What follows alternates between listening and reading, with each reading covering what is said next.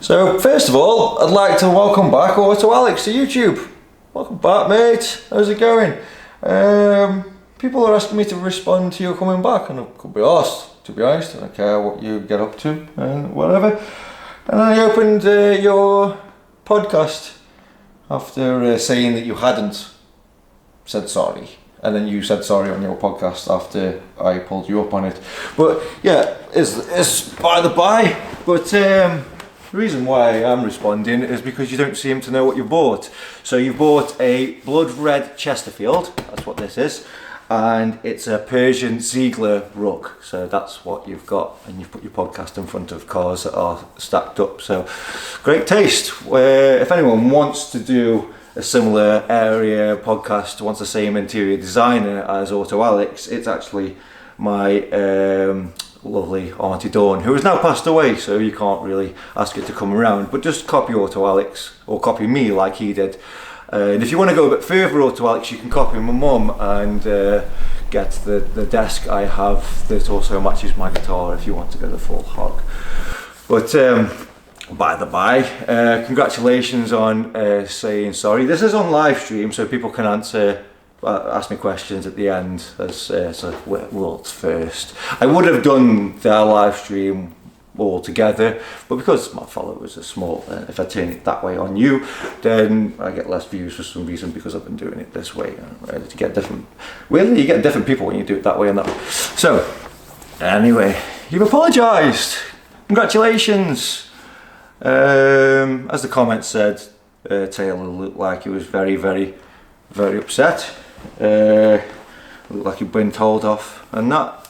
But as you can see from this picture, a week before you came back, he doesn't look very upset. You're literally showing your arse to your fans. And also, if you look at this other picture, it confirms what my game mates have been saying about you, Alex, is you're so far in the closet that you're a broom. So yeah, it's just all a bit fakery. And as I'm going to reveal now, like, there's been other things going on, like you were using other YouTubers to try to stop me going from car shows. I'll just go anyway. And you've also stopped people working on Jimmy Jag. You can stop the whole country working on Jimmy Jag if you want. I'll just fix it myself. Like, mechanics isn't that hard. The only reason why we pay mechanics is because they're experienced, and they'll be fucking 20 times faster than we'll do, because they'll know how to put their hand and how to get what off, whatever. But all the information's out there, and it is better to work on your cars yourself. But the reason why I was going to pay someone to work on Jimmy Jag is because it was quite precious, and I could go on an oil rig, come back, and it would be done. But if you're going to stop everyone working on him, I'll just do it my fucking self. Put in the comments if you want me to attempt to put it to 500 brake horsepower myself. I'll probably blow it up, but it's already blown up anyway, so I can't blow it up twice. And if I do blow it up, I'll just buy another engine. So is what it is on that one. So yeah, as I said, there's been some behind the scenes shadiness, which I expect nothing less from someone that was an employee and then decided to go and do his own thing. But it is what it is. You can keep trying to stamp me down. It just proves that you think I'm a threat. I've got 1,600 subscribers. What you're scared of? But yeah, I've got no reason to lie if anyone's like, oh, you're delusional, you're this, you're that. Like, I want nothing from you. If no one ever worked out, I just want nothing from you. I've got some nice air fresheners made up, but I'm not bothered about releasing them. I've got some nice hoodies as well that are designs, but again, I'm not really bothered. There was actually a guy goes, which again is suspicious, take this video down and I'll sponsor you. And my reply was, you can find it in the comments, I'm not for sale. Maybe I'll have some sponsors in the future, but only if I use their product every day. And I want to get like free product, and I'll advise you to use that product, but I don't want any free products whatsoever. Thank you. I don't want any I don't really want any handouts, to be honest. If it comes, it comes, but I'll never advertise anything that I don't use. I'll definitely never advertise Carly or Car Vertical, because they're just a subscription scam. But yeah, I don't really want anything. There's no reason for me to lie. Like, people are going, oh, you've only got 1,000 subscribers or whatever. I've like nearly doubled mine in a month. And it doesn't matter to me, because I still went to Amsterdam in a manual swapped XJR with one of my best mates, and I still did the full length of the country and that, and I still went to Italy in an Alfa Romeo Mito that my Glaswegian mates came down and built with fucking poo pipe. I still did these things. I don't care if no one watches them. Like, I don't make any money. I think I've made £117 now through YouTube ad revenue. I haven't even cashed it in. I'll leave it there. Like, I don't want nothing from you. I'm just giving you content to watch. You choose to watch it or you don't. I would advise you to watch it, as I'm probably the most interesting man on the planet. Hedwig seems to disagree, butting me, but like, look into it. We all watch big engineering things on Discovery. I do that, I build oil rigs and service oil rigs. This, actually, while Alex was just a pizza delivery boy, is the Independence hub that I built and put into the Gulf of Mexico when I was 19. So while it was delivering pizzas, I was building that. So yeah, big engineering, I live that. Top Gear episodes, my life's like basically one big long Top Gear special anyway. I've only just started turning the cameras on to show you, just because I thought, well, I want a bit of evidence that I do these things for me. My original first film was just supposed to be for me and my mum to watch and see if I can make it any good, and it turned out to be an absolute banger, so I released it. And we all like The Dark Knight, and as you'll find out from this next behind the scenes story, yeah, that's a bit of me too. So, you ready for this?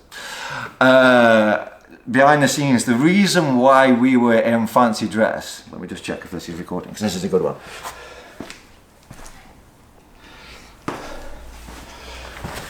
Yeah, we're still in. Amateur problems, innit? So yeah, the reason why we were in fancy dress on the Christmas special is because the time before that I went to Amsterdam, I met up with a friend and went for a curry that him and his lovely fiancée had moved to Amsterdam, whatever. He quickly got in trouble with, let's say, a very, very naughty man for, fuck knows, I can't remember what it was. But he was like text messaging him saying he was going to shoot him, he was going to stab him, he was going to do all this business. Now I can tell this story because I've been through court and it's all in the past and everything, it's all dealt with. So it's all fair game. I'm going to need a cigarette for this one. So this guy's like on about stabbing and shooting one of my good mates that has looked after me and everything, and he's just a really nice guy, and he's like trying to start a new life with his fiancée and this kind of stuff, so he doesn't need this kind of smoke really. So I missed my flight and it coincided with these text messages coming through to his phone. I was like, well, I'll go see what happens. Like, I fucking walked past his house and he wasn't there and whatever. So we fucked it off and we went for a nice little steak at Gaucho's, banging steak by the way. And we decided to go for a dessert around a cafe that he knew in Rembrandt Square. Went there, and in Rembrandt Square there was this lovely little cafe, as if you're opposite the bars, so the big bars, the cafes on the other side. So we're sitting there and he goes, you can't see what I'm doing, he goes like that, he's fucking there. And I've gone, hold on, what? She's like, guy that's trying to fucking shoot me, you behave yourself. He's fucking there behind you. So I've gone, hold on then. And he goes, no, leave it, blah, blah, blah, blah. It's like, obviously he doesn't want fucking any trouble. So I've left it a bit.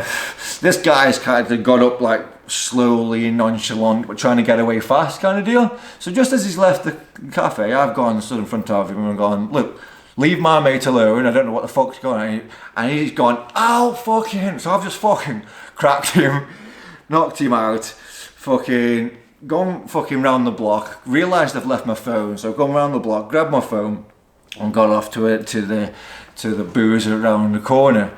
Text my mate, come on, like, get out of that area, and he says, oh, I don't feel safe. I said, give me a live location, come to this address, go the long way round, blah, blah, blah, blah, blah. So he's come down, he's all flustered because he's not that kind of guy. He's like, oh, should we just go home, blah, blah, blah, blah. I wasn't expecting that. I was like, but he wasn't fucking expecting it either. So anyway, we decided he wanted to go and get his bike, but we didn't want to go the direct. I told him not to go the direct route. We want to go a long way round and avoid trouble. So we're walking down this canal, and there's houses, Amsterdam, innit? And then on the other side, the houses stopped, and then you could see through the canal, and on the other side there's a road. So as the fucking houses stopped, he was on the other side marching like this. So I was like, oh fucking, he's like, he's there. I was like, oh fuck's sake. So I've gone like a quarter away across the bridge, stopped, let him approach me and swing at me, and then I've proceeded to broke his nose, his cheekbone, fractured his skull and broke his jaw. Obviously got arrested for it, locked up for 3 days. But then when I went to court, and by the way, the police, after I showed them the text messages from my friend to say that he wanted to shoot him, wanted to stab him, it turned out that the police were bringing me Earl Grey tea instead of the shitty tea that you get in the big flasks. So anyway, 3 days of fucking locked up. Went straight into court, and the fucking judge goes, so fucking blah blah blah blah blah. I've told the story, and he goes, oh, I was expecting to send you to prison here. And I was like, well, and he goes, so what do you think of this guy? And showed a picture of his face. Oh fuck, I'm the Elephant Man. And I've gone, my mate's still alive, right? He didn't stab or shoot my mate. And he goes, I see your point. You're a hero. And he let me go. So not only do I do Top Gear episodes, I'm Batman! So yeah, like, comment, subscribe, like, honestly, I'll be fun to watch. Well, it is fucking funny, when I was locked up in the fucking cells, I could go to the smoking area on the roof in the Amsterdam jail, police station, whatever. It just happened to coincide with fucking Ajax having a football match. So I went up for a cigarette, and it's fucking full of these guys with fucking ripped t-shirts, blood all over them. I've still got blood on me. And he did, like, stayed away, paced up and down, so I looked like not to be messed with. And then the fucking biggest one that looked like this fucking fridge just came over with his fucking polo Ralph Lauren t-shirt all ripped across here, and he goes, you fight? I'm like, yeah. You win? So, yeah. Good. Then he just fucked off and let me. I thought I was going to get my head smashed in again. Not again, but I thought I was going to get my head smashed in by all these fucking Ajax fans, but they all left me alone. But yeah, that was so that's why we had to dress up on the Christmas special as fucking Santa and an elf, because that was like 6 months before or something like that, and that was the next time I went to Amsterdam.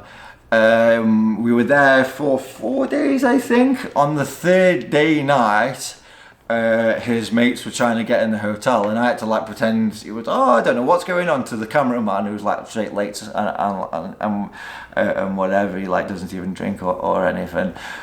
He's proper on the ball, good worker, and he's got this fucking BBC sized camera. He's precious over, obviously, and these were trying to get in. And on the last night, as we walked past, I had a bottle of vodka in a bag, and there was like 12 lads hanging around, so obviously they worked out where I was, and they fucking kicked the bag out of my hand, and the bottle smashed, enticing me to like obviously kick off so they could like have a little tussle, stab me and fucking run off. And I just looked at them going, ah, you're a dickhead, aren't you? And then got in the hotel, and then we had to escape the next morning. So that was the Christmas special. That happened. So like, yeah. And don't forget as well, in the Christmas special, I was cheeky enough to film the fucking red light district as well, while being on fucking, trying to be incognito and shit. It was a wild ride. And again, that whole film cost me 10 grand to make, and I only got 2 episodes, and I didn't make no money from it. It's like, well, again, I'm not asking nothing from you. But I'm going to be interesting to watch. So now we'll go through the questions and comments and see what people have said. Where did you get the seal cushion? So I don't know if you can get him anymore. Google Chonky the Angry Seal, but I don't fucking know if you get it because well, you do what you want anyway. Matthew Hobbs, hi, CSB Box, have you had your V5 service history from the E38 yet from Taylor, or an apology? No, nothing. I've had nothing. And also the 7 Series guy, the 12-cylinder one, he was sent home with, I don't know, fake trade plates, and he was going to come on my channel and tell his story, but he's now too busy and wants to work, which is fair enough. It looks like they've done something behind the scenes there and fixed it, which is fine if he's fixed it there, obviously. But I was obviously put it on my channel that on my live streams that he was going to come round and tell his story. So it looks like they've gone behind the scenes and fixed that. He seems like he doesn't want to do it anymore. Also, the homeless guy. He has actually told his story on his own little channel. It sounds condescending when I say little channel, but you know what I mean. He's told this story. Apparently, Alex spoke to him or treated him like a piece of shit off camera, and then on camera he was like you see him. So he just felt a bit used apparently, and he couldn't, same as me, he couldn't tell the story because Auto Alex was so well loved and the whole universe is so well loved. He couldn't really tell his part of the thing until now. He's actually he's not too far away, but he always texts me at like mad times, like fucking 2 in the morning and that. So I've invited him down and everything. But we'll see if that comes off. But that's you can actually see his story on that. What's his name? Michael Kors. So I think that's his name. You can go to his channel and see that day. He's mentioned no names, but it's obvious who he's on about. Hi, you look like Liam Neeson. I'm Batman. I have very set of skills that are very useful, and I use them for good, people. Collaborations and Curiosity sent me $2. Thank you, darling. Thank you. She's a lovely girl from Australia. Has now been a supporter. Oh, that British English. Black Merlin. Oh, my dear.